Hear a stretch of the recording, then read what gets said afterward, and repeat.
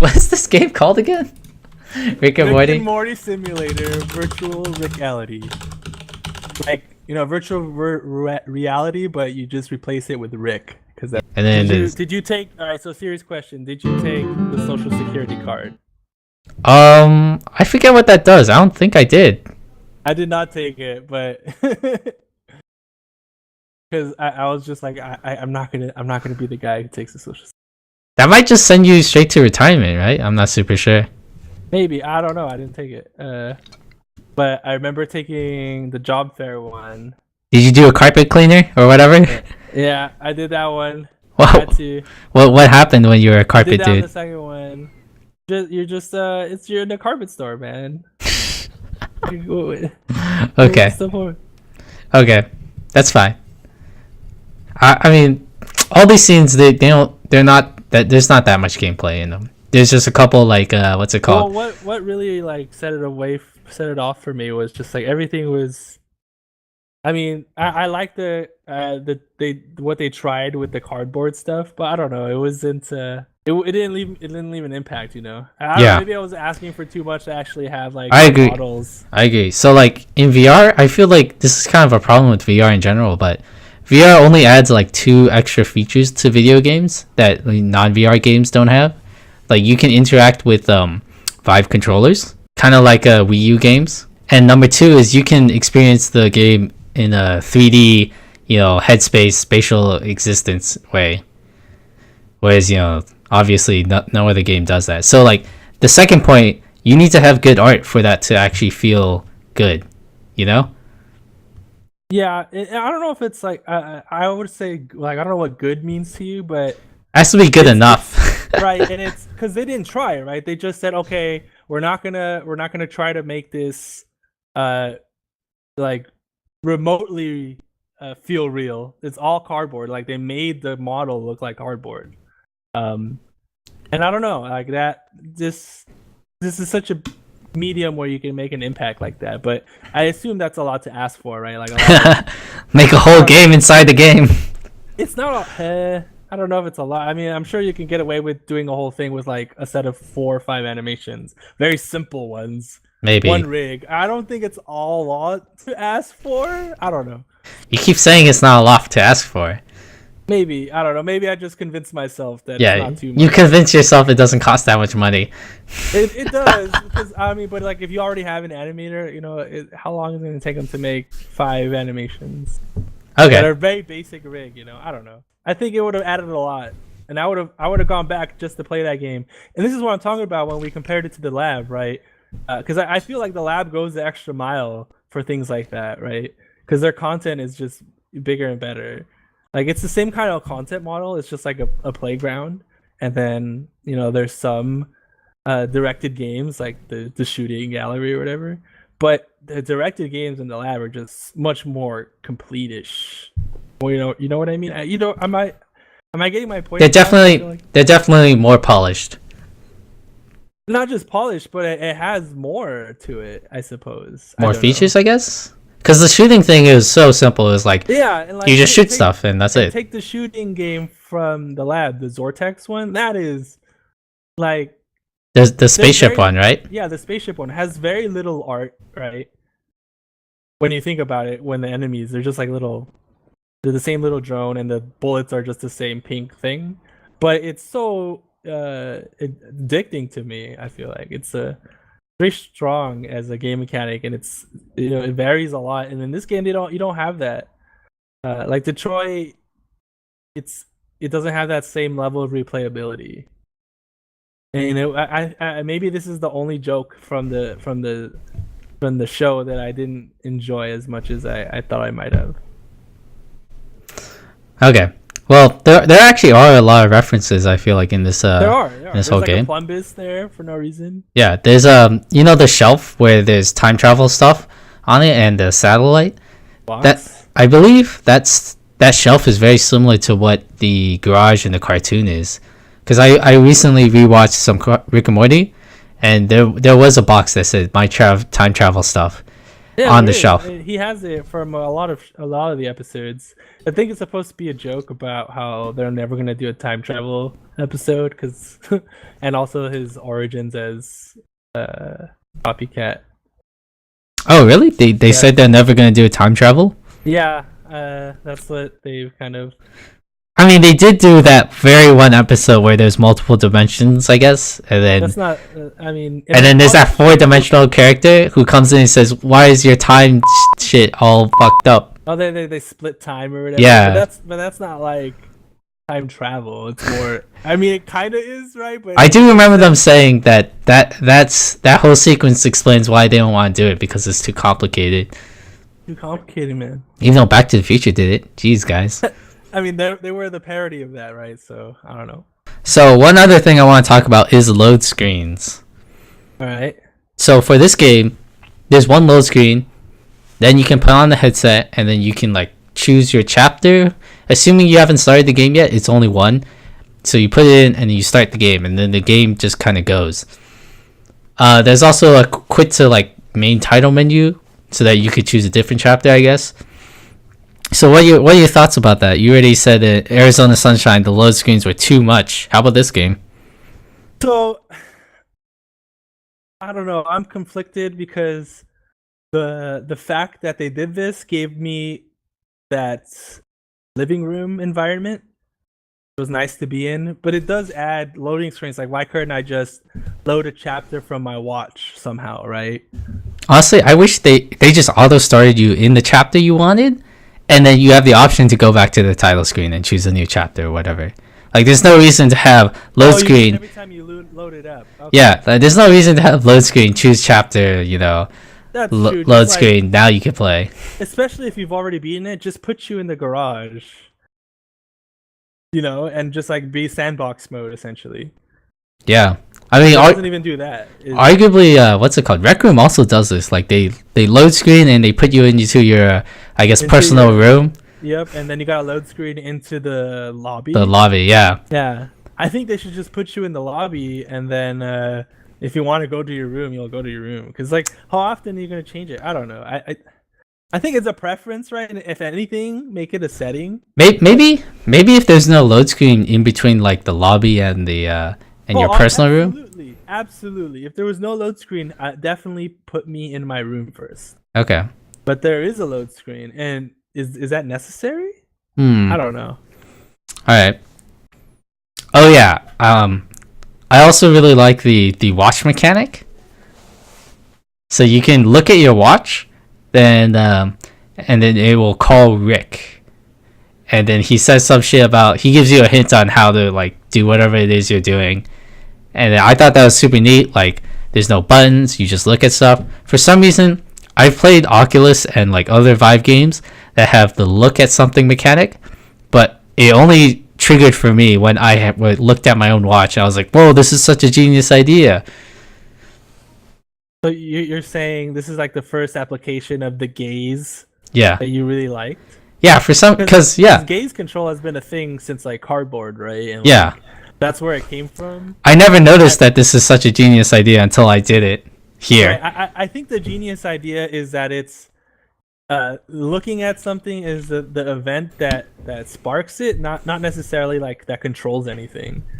Right, it's just like look sensitive things. Because imagine a UI a UI where it only shows UI for whatever you're looking at. I mean, I could do that. It'd be like Tales from the Borderlands. I have the stupid eyeball that gives me tooltips and shit. Look at it, yeah. When I look at stuff. You can just do a ray cast out. But it's gonna be even crazier when the lenses can track our eyes. Nah. And then when you just look at it, like you don't even have to like turn your head to look at it. It'll be a little more. Anyway. That's actually all I have to say about this game. That's it. That's nothing it. Else. It's a short game, in my opinion. I want to give a shout out. To the combination mechanic. I think that was a fun. So there's two little mechanics that I really enjoyed that kind of was the reason I went back just to play around a little bit, was the thing that made everything bigger, and then the combo machine. You can, because there was so like that gave me the most things that I can try, and I thought that was fun. Also, I want to give a shout out to the idea of the portal to take you everywhere, and that's because you're normally confined to the garage, and the portal just kind of serves as a very perfect plot device, like puts you through another world. And they did it really nicely, right? Like this portal comes up, and when you go to the bathroom, for example, you just walk over, and it's like you're in the bathroom, and all of a sudden you can go back, and you're in a whole other world. Like I thought that was cool the way they managed like levels that way. Yeah, I have no idea how I would possibly program that. It's a Well, mystery to me. yeah, well, I don't know either, but there's a plugin on the asset store that can do something like that. Oh my god. Dude, I'm telling you, dude. We should just make an asset store VR game. Okay. I don't know. That's not what I'm saying, but I just really like that because it really fit the theme, and it was just something cool that I think deserved a shout out. But yeah. Okay. I will try Vanishing Realms today, okay? I promise. Oh, right, because you can play whatever I have. Shh. Yeah, you should play that. It's a really great game. Alright. I should play it again now that there's the hard mode. I haven't beat the hard mode. Is it a game that's too easy? Or is it... I thought it was relatively simple, yeah. Okay. I died, I think, a total of 2 times my first run. I played it twice. Not completely, because like the second playthrough was like half me and half some other person I was showing it. But it's pretty easy until like one section, and then but even that, it's not even that hard. Alright. I thought maybe we should talk about this because we're both developers in the game industry. I don't think we ever even said that on the podcast. No. I'm not sure. I mean... I didn't think it was all that pertinent until now, because I want to talk about how insane it is for me to think about that Owlchemy Labs, the creators of this game, Rick and Morty Simulator and Job Simulator, got acquired by Google. I know, right? Damn. That is insane to me. I swear they got acquired way before Rick and Morty came out. Or they just got funding from Vive, I guess. Steam? The studio was acquired by Google. When was this? It was May 10th. Okay, that's very recent. So yeah, very very recent. And so for me, that's really exciting because Google's first game studio, and it's a VR studio. I mean, Google has other game studios. Google is probably this giant mega corporation that has a ton of things that it just acquires. That's what I feel like about it, okay? That's my feelings about it. Alright, well, name some then. Somebody has to make those games on their Google search page. You know, sometimes they have the Pac-Man game in it. I don't know if they do they just completely buy them out or fund? I don't know. This is the first time I've heard that. Oh, this I don't know. I know about another company that has been bought out, but they don't make games. They just researched fast TCP, or you know, TCP protocol. But yeah, it's very boring stuff. that's I don't know. When I heard about this, like I couldn't put any parallels to any kind of acquisition like this. I don't know. You're not really citing any, but the only other one that I know of is how much money they put into Niantic or whatever for Pokemon Go. Oh, really? I've never heard of this, actually. But yeah, I don't know. I thought it was really exciting. I thought we should bring it up. Okay. I'm not as excited as you. If this was me getting bought out, of course I would be excited. Well, I know. I'm excited because I think VR is a really interesting medium, and I want to see it, grow. And I think this is a good sign of that happening. Speaking of which, did you hear about the standalone Vive or whatever? I have not, actually. I did hear that they're getting headsets on the Vive finally. Well, at the Google I/O conference, they announced a partnership with, I think, Vive and Lenovo and Qualcomm to make headsets that are all encompassing. You don't need a computer or a phone. It's like a headset. And it has inside out essentially tracking for 6 degrees of freedom. So like it can tell you which way you're moving, right? So it's room scale. So it's room scale. There's no light boxes. Room scale with no light boxes, and I like the no light boxes. And it's all encompassing. I don't like these light boxes that much anymore. I think they're necessary for now, but if they can get that working on the Vive, the full on Vive, that would be exciting, because then you can just take it almost anywhere. But now I have 2 tripods that they're just completely useless. I suppose. I mean, I guess you could take it everywhere now, but you could take it even easier. Yeah. Yeah. The hassle. Plus, I think the whole thing is to make it super easy to just put anywhere, because they're encompassing it on the headset now. You don't need to connect it to this monster PC. But I wonder what kind of fidelity they can bring with it. Exactly. It's already kind of lackluster, like with a 970 that I have. Yeah, I agree. Like without a shit ton of I agree. Without a lot of anti-aliasing, the Vive games don't look that they don't look detailed. Great. No, and that's why the stylized ones I like a lot, like the Lab or Vanishing Realm. But Arizona Sunshine turned out really well though. I think that one was all right, because like even the zombies can be a little stylized, right? They're not. Yeah, it's not 100%. You don't expect perfect humans, and that's why I also like the Rick and Morty characters, because you're not expecting a normal human. You're expecting a cartoon, and then when they come out to life, they're like, oh, okay, that's acceptable, right? Like it's really polished for that. But yeah, it requires some heavy GPU, like. Although I have heard, like, if you run it with the 1080, it's so different than with a 970. Okay. I don't even remember what graphics are. Oh, I think I have an R9 390 Radeon. Ha ha ha ha. Yeah, I know. It was $10 cheaper, so I couldn't resist. Damn, you saved $10. I know. I'm a sucker for $10 cheaper. Tune in next time when we review Darkest Dungeon. So, what are your thoughts about it? One of the most brutal RNG fests I played, but for some reason, like, I always wanted to continue to hurt myself in that game. Yeah, enjoyable. Yeah, I actually tried playing through the game without letting anybody die. That's pretty hard. You actually? No way.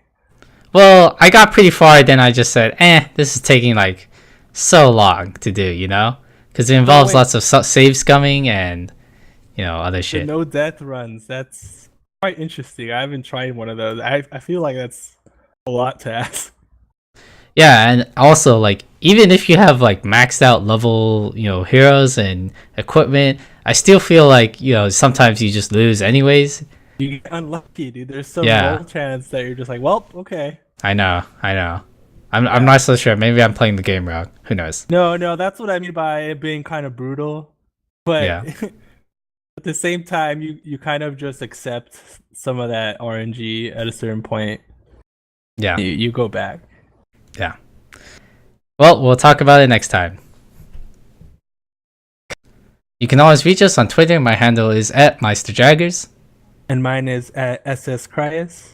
You can also reach us by email at GandCgamecorner@gmail.com. As always, links provided in the show notes.